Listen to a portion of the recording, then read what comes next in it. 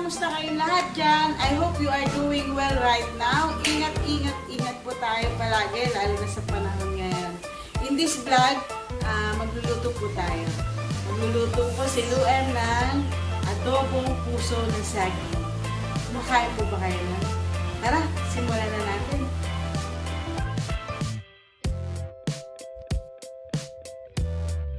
First step po na gagawin natin ay ang pag-prepare ng puso ng saging.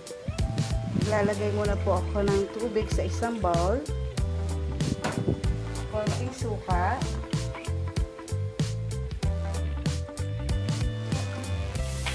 Konting asin.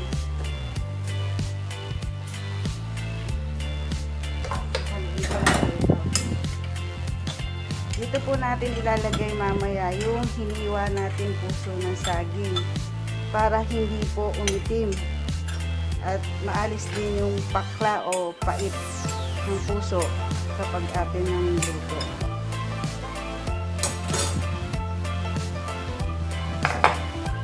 Ngayon, tatanggalin naman natin yung balat ng puso ng saging na matigas. Hanggang lumabas po yung maputi na kulay niya. Ito, pwede na to. Isa pa.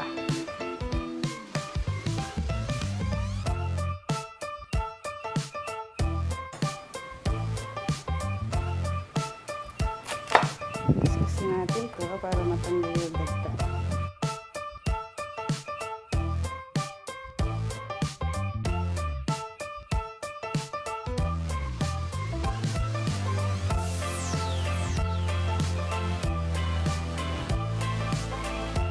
Friends, ito na po siya.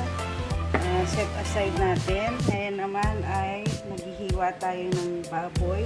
Baboy po ang ating isasahog. At bawang sibuyas, yung ating pang-isa. Tara, simulan na natin.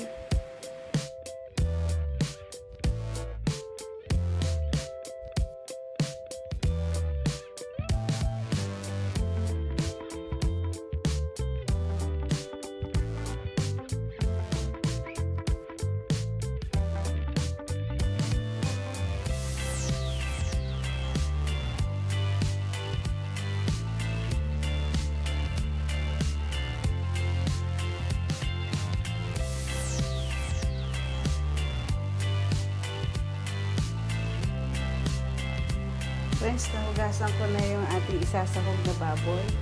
Ilagay natin siya ng konting asin. Konting paminta.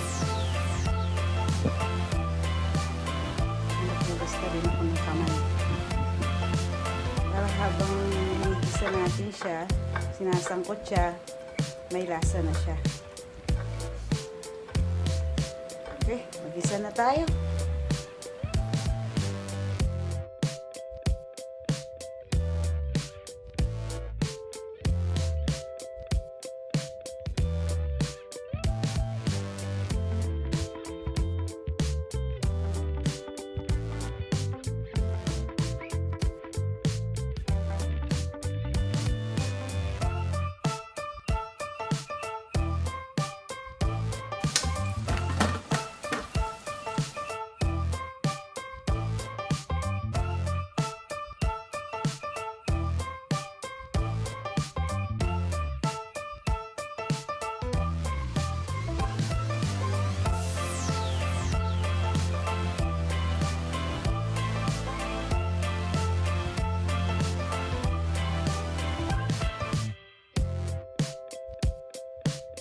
Friends nga pala, dalawang puso ng saging to.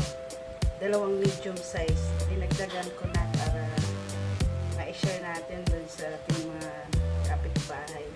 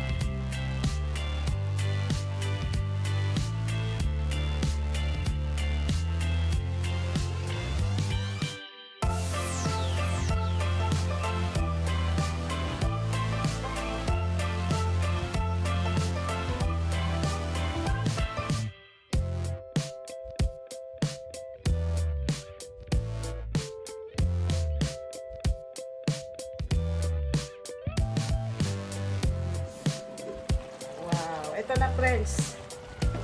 Tikman na natin. Kaya pala mga mamis, kapag nagluluto tayo, kapag titikim tayo, ibang spoon yung gagamitin natin.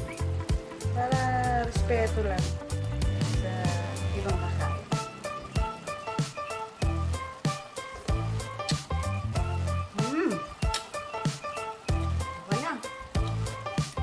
Tara, kain tayo. Friends, eto na po yung niluto nating adobong puso ng saging. Ready na po siya kainin.